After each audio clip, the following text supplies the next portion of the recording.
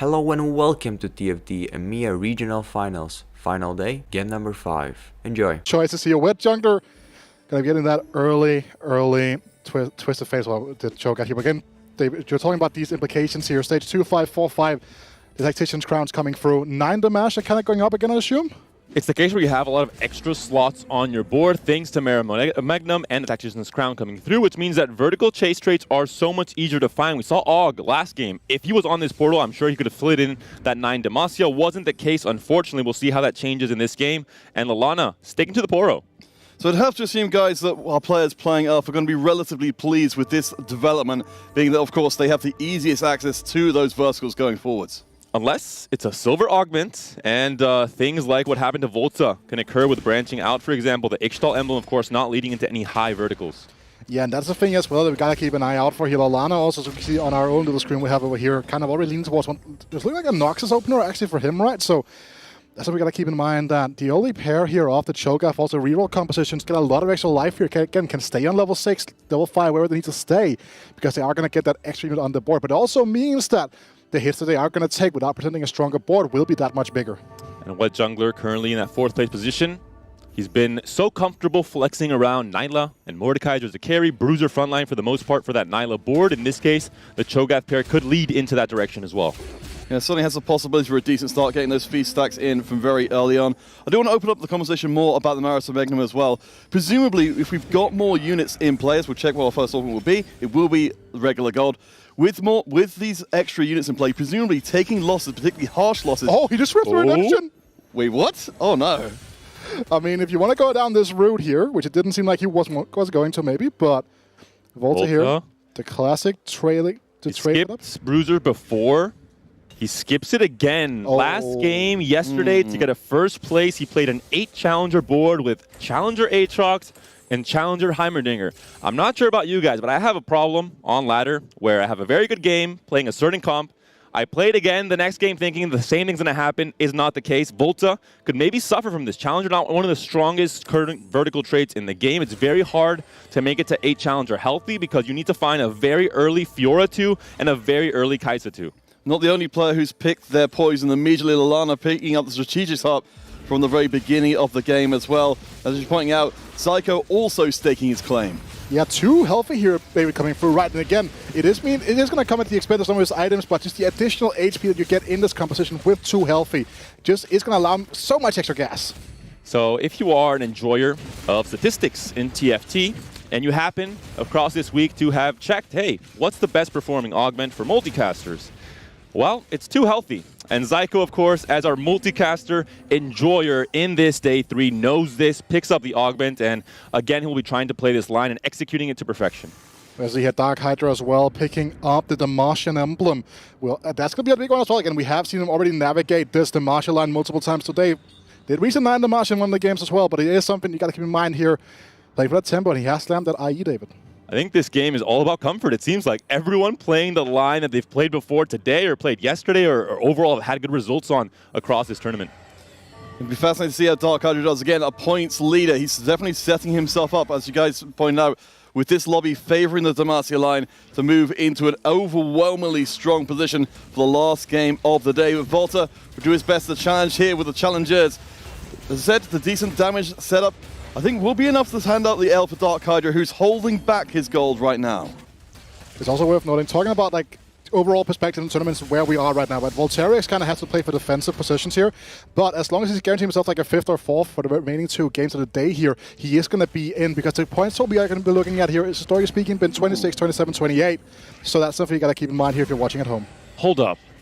Zyko has the best multicaster emblem, but we're also on Marisa Magnum. So extra slots for more 2-cost units to give every single unit on the field extra health. I am sorry for the rest of the lobby, but I think Psycho's in a position to win out already in Stage 2. This is a crazy combination. You have to have studied and understood the combination between the portals, the augments, and the comps, but Zyko, I think, has done the homework. He knows exactly what he's doing here. He's allowed to hold Swains this game, Dave. That's what He's allowed. He's allowed. Very early on. He's allowed to hold Swains. And also another thing, right? Cybernetic augments here are also going to come in and have a little bit higher value. And again, if you are going to be able to kind of pick, like, you know, some of the weaker augment here, then combine that with double combat augments like this, like the likes of that Cybernetic here, That's so much extra value and so much power that it's kind of just hidden in the game. All right, we're checking with Dark Hydra again, of course, on the other side, who looks like going to be handing to Zyko first loss. Though it's very tight towards the end. The extra HP definitely paying off here. So I want to bring back up the question from before. Marathon Magnum, as you mentioned, we've got various interactions with the audience here, but presumably people who start taking losses later on will be taking, 1 extra unit loss and then 2 extra unit losses, for the rest of the game once those come in. You're incentivized to, definitely make stronger boards because the losses could be much stronger. Of course, you also have more units on your board, but if you're lose streaking, if you're open forwarding, you are taking 6 and 7 unit losses in stage 3, and that adds up very quickly. And a composition that really relies on getting these extra units on board and can really benefit from them is that going to be that Shurima line that we can see Orc already pointing towards here, right? It is a makeable emblem here, so picking up this extra spat is going to provide a lot of value. And again, it's a trait that gives combat power to the whole, it gives them that extra HP, that healing coming in, the ascension damage, right? So it is necessarily, you're not down an item in the same way that you might normally be in other comps with that. But again, Yaroy, it comes in here now. On a song line, David. Very interesting to see where he takes this. All right, not something we would have necessarily been expecting to see. We do know that, of course, with the changes to Zorn as of this mid-set, we were able to get the overcharge in from 4 Zorn, so a little bit more flexible there. But what do you think Yaroy's going for here? Not entirely sure. It has a Morello and an adaptive Helm build, which could be an indication for Silco later into the game. But of course, that is usually much later into the game. We saw a Stage 2 Silco yesterday. Not the most common of occurrences. Of course, that was on Yuumi Zoom Zone, so you have an earlier chance of hitting those forecasts. You mentioned Weed of the Strategist as a trait that has these universal buffs for a bigger board. There's no limit. Similar case for Bruisers with the extra HP, with Invokers as well. Yeah, and kind of want to say what Alana is doing here right now as well. His most slammed item in the game is going to be this Godbreaker. If you look at his stats, you look at what items he's playing for the most, is that going to be that Godbreaker, just kind of coming down to that really creative way he plays these early games out, right? And again, this is going to be a strategist line, it's going to be an SEO line, I mean, he's already going to be contested by someone like Orc, who has 2 emblems ready to go.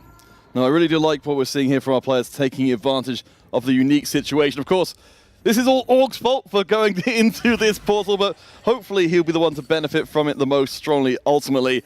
Or currently on the lowest HP total overall, while Volta and Zyku both have their win streaks intact.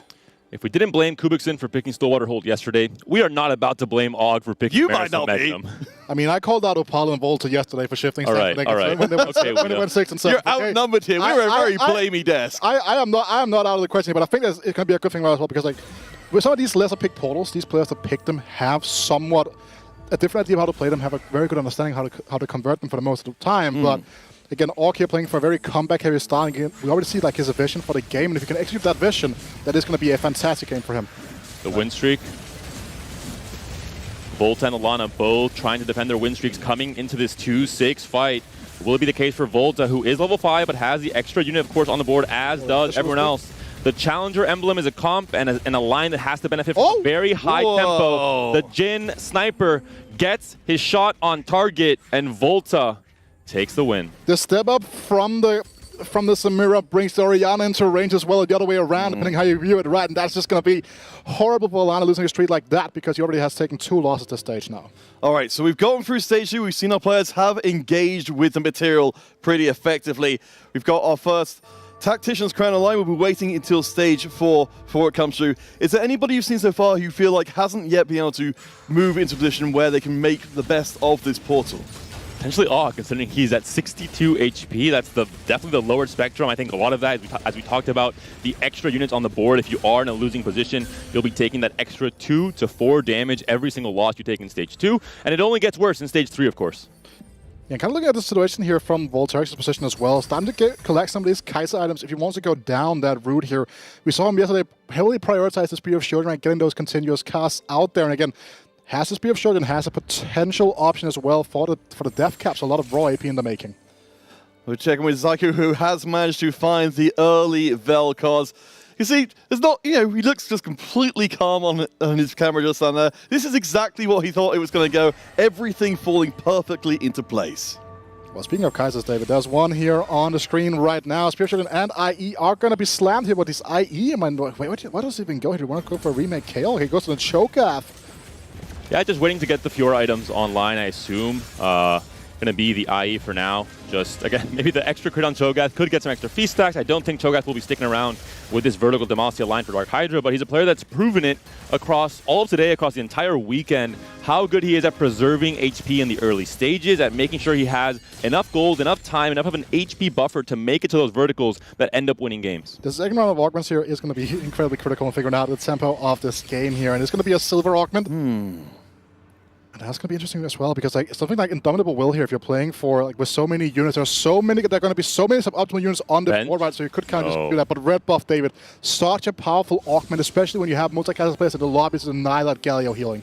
Well, I do want to take us to zoom out a little bit here, because checking in on the streaks in lobby as our augments come in, we've currently really barely got any streaks at all across most of our players. Volta and Zyko are still undefeated. Everybody else has lost their streaks with the exception of Travis. There's a lot less gold going low in the lobby than there should be.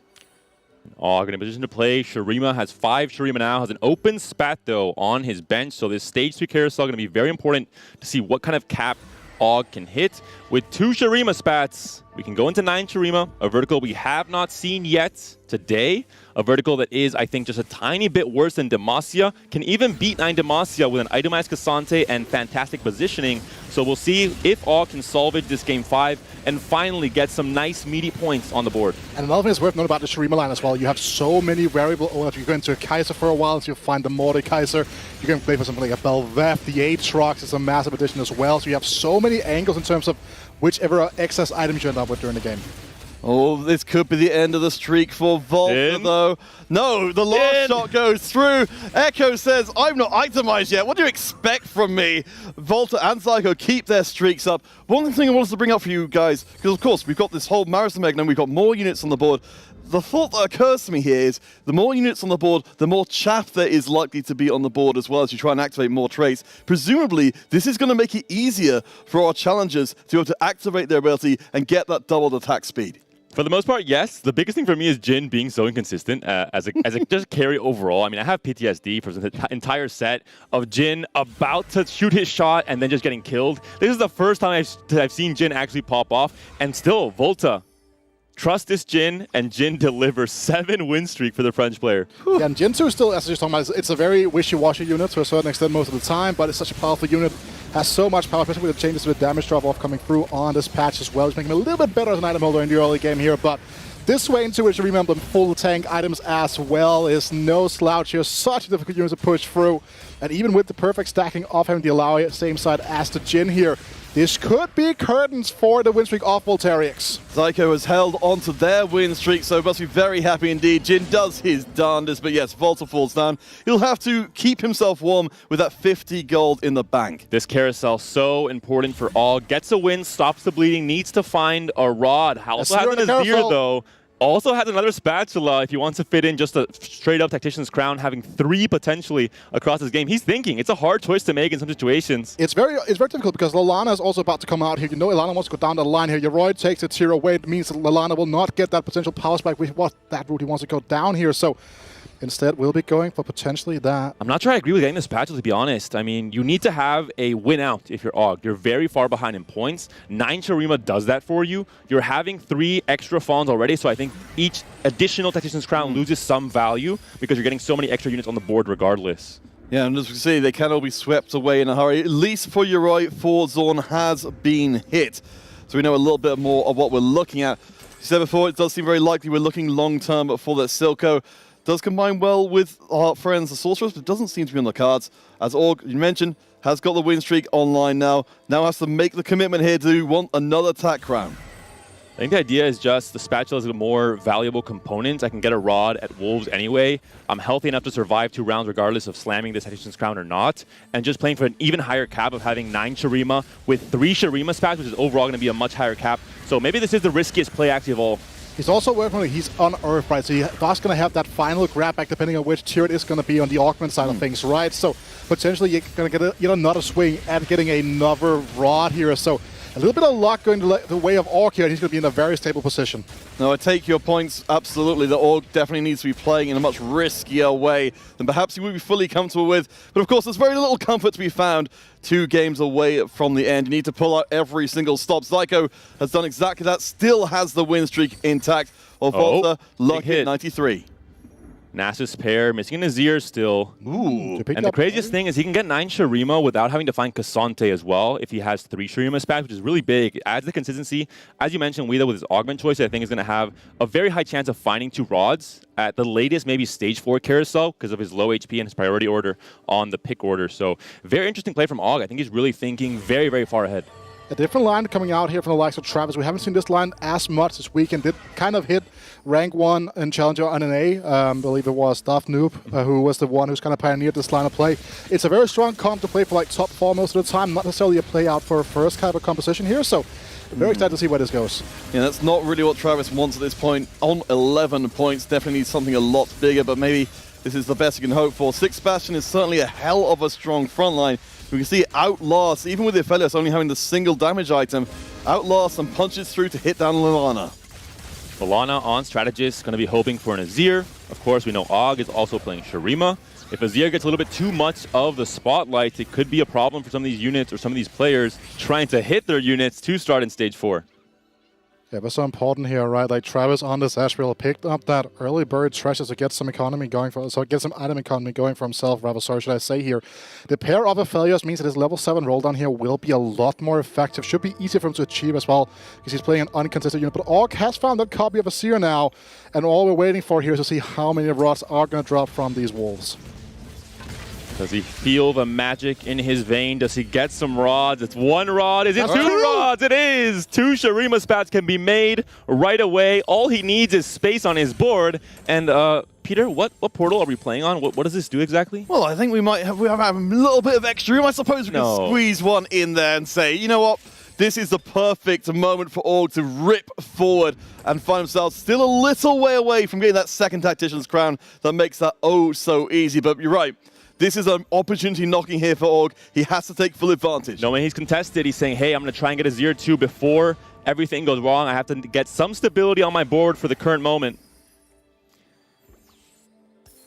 Of course, Zyko, a master of the current moment, a master of the current meta, steps forward with the multicast. The Indomitable Will, lovely for making sure that the Jarvan does not mess up your day. You see deployed there immediately to stop the CC, which is usually a great answer to this multicaster board. Exactly what I was talking about earlier on, right, with the Indomitable Will showing up here for the other side of the field. And it's just so powerful when you have so many weaker units that's just being added in here with the double Tactician's Crown coming through. But 4-2 is going to be an ever important thing. We're going to back to golds here. Og needs combat strength. He just needs to survive 2 more rounds. He's on 40 HP. It is a lot, yes. But he wants to have that buffer of, hey, if I face Zyko and he's going to pummel me later in stage 5 because of the 2 healthy and that being a crazy combo, he needs to be healthy. But also, you say he needs combat strength, but he also needs the ability to kind of just like 2-star ESC because it's all fine and dandy. He has 9 Shurima and coming in Nasus second, is big. but like when he doesn't have Nasus, doesn't have the ESC 2-star, he is still going to be very squishy even with all that extra power coming through from Shurima. Of course, we've got several players who are looking relatively squishy right now. Dark Hydra, Yoroi, they're down around 20 HP or so, while the rest of the lobby is on 40 or 60 HP. Zyko and Volta have done a huge amount to shorten the length of this lobby for at least a few of our players. And Yeroy's roll down here has not been fruitful. He's in such a weak spot right now. Everyone in the lobby would be willing to fight him again. But look at the side of Volta. He says, you know what, I also want to play some Birdman here. Challenge him. I'm coming in on the side of this Azir 2. Itemized right now, doing a ton of work with this challenger composition. 9 Shurima, potentially 8 Challenger again for Volta. He did it yesterday in Game 6. He might be doing it again today in Game 5. Some crazy boards will be assembled thanks to this portal, thanks to the players having the foresight to know exactly how to play around the portal, how to take and squeeze the most advantage out of these resources. We're getting closer and closer to 4-5 when the real strength of this lobby will be unveiled. The Bastion coming in a line to get Travis. We've got, of course, a very nice item setup for the Aphelios in the back line, but I'm still worried. There's so much damage out there waiting for Travis. Lana and Dark Hydra, who were 4th and 5th in the standings, who are fighting each other, are currently sitting on the lower thresholds of HP. 27 for Lana, 21 for Dark Hydra. They have to find some amount of stability, as does Yaroy, and this is not looking good. You have open slots on your board. You don't have gold to buy units, and you're facing the scariest player in the lobby. Too healthy, indomitable will, and perfected repetition. These multicasters are out of control. Psycho, just a statement game from him saying, don't count me out remotely. Uncontested on the multicasters this game. The previous 2 games, that's not been the case. This is the true power of multicasters. As you can see here, the fight between 2 of the players on this Azir line, and the Orc side of things again coming in such strong, powerful fashion, but such a close win as well here, because even then, like, that would have put Orc down into the same HP bracket as Lalana here, but on the carousel, another spat. Jarvan as well as the Aatrox here. And the question now beckons Lalana want to go for that Jarvan, but also opens up that Aatrox from the other players in the lobby. Aatrox is big, one of the most contested 5-cost units in the game. Fits into really every single board except for multicasters, but everything else has an open slot for Aatrox at any point, any stage. He's welcome to join the party. Maris Magnum fully comes online as of just a few moments' time. So, of course, the boards will step forward. Our players have been laying their plans for this moment. Let's see who takes the biggest advantage. What is that? Oh, is that an open slot for my Cassante? Coach, put me in. You're in now, Cassante. Do your thing. 9 Shurima is online for Og. In my opinion, the 2nd strongest vertical trait in the game, especially once you 2-star the Cassante and you itemize this man.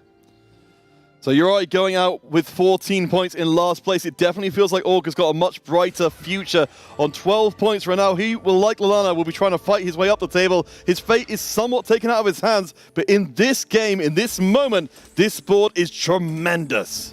Voltaire here in a kind of in a spot of transition, right? Was playing that early Ashe, but has still not found that Fiora upgrade, right? So the IE is still stuck on this Samira in the backline. Azir versus Azir. The Kaisa still 1-star, Samira in the back as well, as you're mentioning, Wida, but this is 9 Shurima we're talking about. It's not Azir by himself. He has all the company he can possibly need, and Og, I think, will start win streaking, will start joining the Zyko party, who's still at 100 HP. Oh my gosh, Lalana taking a harsh loss, as we talked about before. The extra units leading to some pretty harsh hits. Lalana, of course, one of our players is looking to climb. It's with the amount of power coming online across the board here, it does not look good for our player from the UK. Yeah, would like to at least edge out of 6th place here, but again, with him being 2-way contested in the way that he was not expecting to be, right? Voltaire is kind of going into this Azir line, really put a massive spin into the works for Orc as well as for Lalana, but Orc had that fallback plan off those 9 Shurima, not an option for Lalana. Voltanasis too, he's just, he's now the Vulture of this lobby. He's earning the nickname Travis earned in Game 4, stealing all of the Shuriman units away from the players that need them most, but still playing a very high-tempo game plan and staying healthy in that top 4, which is really all he needs. All right, Lalana on one of his best seasons for a long time. Looks to be on the chopping block for Volta. Azir's on both sides of the equation. Good amount of damage coming in, but the front line is evaporating. And this is not just going to be a small loss for Lalana. It's going to be an absolute running through, skewered, and sent out in 7th. And we have 2 players dead already by the Raptors, right? That's just kind of what happens in a situation of the Maris and Ekman. There's just so much damage being just put into these players every single round, because there's just 2 more units on the board you would be expecting here. But for someone like Wet Jungler here, right, Lalana taking that loss is massive, but you gotta keep in mind here, someone like Orc here could be making a charge up the standings if you don't at least manifest yourself into a 5th place. What Jungler needs to find the Nyla 2, more importantly, has found an early Scion, which is big, has a 6 Bruiser, has a Bruiser emblem as well, picked up at 2-1. Zyko finally loses his win streak versus who, Peter? Versus Orc of all people. Surprise, the 2 strongest players in the lobby. I don't know if we're going to see that one coming, but certainly the rest of the lobby will be from this point forward. The Zyko, we mentioned before, of course, we know we're in the Maris Magnum. Compared to other boards, we've seen our players going really out there with what they're doing with this portal. How well can the multicasters take advantage of this setup? Normally, maybe not so much, but with two healthy in a big way, I think we'll be seeing a Soraka potentially joining this board later just to add some extra HP to everything. Even just adding extra Strategist is big because Strategist, as we talked about at the very beginning of the game, is a board-wide buff. There isn't a limit. Oh no, sorry, only 5 units get buffed. No, every unit on the board gets buffed. It's also as well, he hasn't found a Jarvan, you know, he's been rolling on level 6 here, pre-levels to 7 here. No, my win condition here is getting the Jarvan online, getting that Vel'Koz free as well, so he's just going to play for the best of his abilities. Now, the support from Volta is still just insane. Yeah, the challengers doing exactly what you'd hoped they would do. Picking up all these chaff units. The Kaiser barely survives, but it will ultimately be a win there. And we are living in Challenger City as Org, who just got the big win streak out of Zyko, gets knocked down on 9 Shurima. This is still wildly up in the air. And Jarvan not being found is not really a surprise considering everyone seems to be slotting in strategists in one way or another, either because of the portal or just because they're very strong, especially Jarvan as that CC behemoth in the late game. The Cataclysm has proven, I think there's not a single ult of an ability we've seen more often, or at least I think it's confirmation bias of how impactful it tends to be in these fights. Jenna from old Jenna. In this set, Weeda. Okay. If we're gonna go into every set, okay, sure. There's definitely discussions to be made. I was about to say here about Orc now again. Volta's just like he's still chilling, like he's just slowly but surely bleeding out. All right, Volta going to be showing us again if the challengers are up to the task. A lot of shared units between the two, but there is lovely CC right onto the back line, and maybe we'll try to do it for a couple of times over. Kaiser gets herself out of trouble, but the front line evaporates. This time, Volta's not so lucky. A little smile from him as he knows that was an almost unbeatable board. As you can see here as well, Travis kind of just try to take down the likes of Dark Hydra, but these this Mordecai are just slamming away here, and for Dark Hydra, every single top 4 is so important. He's been so consistent all throughout the day. Travis trying to play these lines that are not so strong overall, uncontested. It's not been working out in this current patch, in this day 3 at least. Has played, Rogues didn't work out, is now playing a Aphelios line. He's bleeding out to 22. We'll see how strong this comp will be moving into stage 5, stage 6. As you mentioned, Weeda, the losses against Og and Zyko are they hurt so much for these players because you take so much damage per loss there. Wet Jungler might be another player to dip out quickly. Dark Hydra, Org, and Wet Jungler all on low HP. Only Zyko really has got the safety net as Org comes up to bat. This is the 9 Shurima board. It should do very well against what looks like otherwise a relatively standard Bruiser Neela board from before. We even got a Belveth there with the Shurima emblem as the front line evaporates. The tide of sand moves in to sweep away the board. The carries from Wet Jungler are still alive in the corner, looking for one more card, but knock away. She's dead. It's all down to Neela, and she's not enough. Cassante did not die this entire fight, just sneaks right up into the back line. Decisive win for Og. Wet Jungler, a player that was on the precipice in 4th place, 21 points, taken down in 5th, will have to have an explosive finish in Game 6 to try and find one of those 4 tickets to championships and to Vegas. But the big thing as well, like the story for this game is just Og, one-guying everyone, and then just like sort of understanding his spot, kind of playing. So it's just surely but sure, he had a little bit of high roll with the extra spats. The double rod on Wolves was kind of illegal, right? But just his understanding of what how you're supposed to play his portal has just been so immense from his side of things. Okay, we're down to 5. As you said, we've got some very different situations here. Dark Hydra, our current points leader, is also on a win streak as well.